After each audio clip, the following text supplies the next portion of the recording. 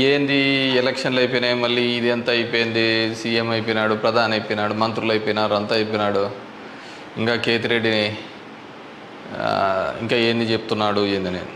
సరే, the beauty of democracy, ప్రజాస్వామ్యం వర్ధిల్లాలని పెద్ద పెద్ద స్టేట్మెంట్లు ఇస్తూ ఉంటాం, అతిపెద్ద డెమోక్రటిక్ నేషన్ అని చెప్తూ ఉంటాం.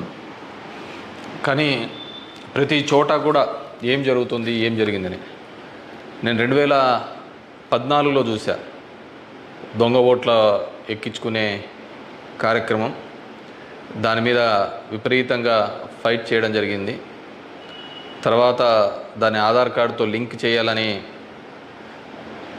తీసుకున్నారు, కానీ మ్యాండేటరీ కాదు అనేది కూడా ఒక లింక్ పెట్టి తీసుకున్నారు. ఎందుకంటే మనకు అలా దరిద్రం ఉంది.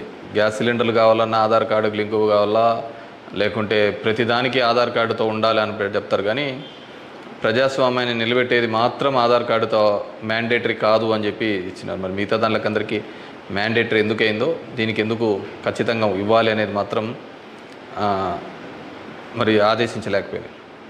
సరే, వాటి మీద, దొంగ ఓట్ల మీద అదేవిధంగానే ఇప్పటికీ కూడా ప్రతి నియోజకవర్గంలో 10 నుంచి 20,000 30,000 వరకు దొంగ ఓట్లతోనే ప్రజాస్వామ్యం గెలుపోవటంను డిసైడ్ చేసే పరిస్థితులు ఉన్నాయి. కానీ నన్ను ఎట్లాగో ఎలక్షన్స్ అయిపోయినాయి, ఓడిపోవడం జరిగింది. కానీ దీనికి సంబంధించి ఏ విధంగా ప్రతి ఒక్కటి చోట కూడా ఈవీఎంస్ అనేది ఇప్పుడు పెద్ద క్వశ్చన్ మార్క్. ఏం జరుగుతుంది, ఏ విధంగా అని చెప్పేసి డే 1 ఈ ఎలక్షన్ ప్రాసెస్ అంతా కూడా మనం చూస్తే తప్ప, ఎలక్షన్ ప్రాసెస్ చూస్తే కరెక్ట్ ఎలక్షన్స్కి ఒక వారం 10 రోజుల ముందు, నోటిఫికేషన్కి వారం 10 రోజుల ముందు అక్కడున్న ఎలక్షన్ కమిషన్ మెంబరు గోయల్ అనే అతను రిజైన్ చేస్తాడు. ఎందుకు రిజైన్ చేస్తాడో, ఏ దానికి చేస్తాడో తెలీదు.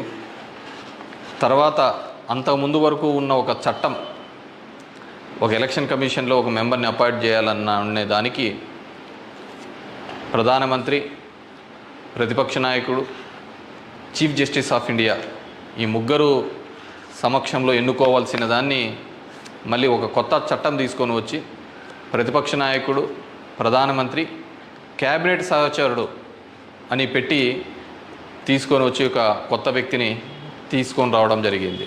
అది మనం అందరం కూడా చూడడం జరిగింది. కానీ ఏం చేస్తారంటే బ్యూటీ ఆఫ్ డెమోక్రసీ, ఏ విధంగా కావాలంటే వాళ్ళ ఆ విధంగా చేయడం జరిగింది. ఈరోజు నేను కొన్ని ఉదాహరణలతో, నేను ఆంధ్రప్రదేశ్ దీని గురించి మాట్లాడితే మీరు ఇట్లా ఓడిపోయినారు కాబట్టి ఏమైనా చెప్తా అంటారు, ఏమైనా మాట్లాడుతూ అంటారు, ఏం అప్పుడు లేదా ఇప్పుడు లేదా అని కూడా మాట్లాడుతూ ఉంటారు. నేను ఇంతకుముందు కూడా చెప్పా, ఏ విధంగా కేవలం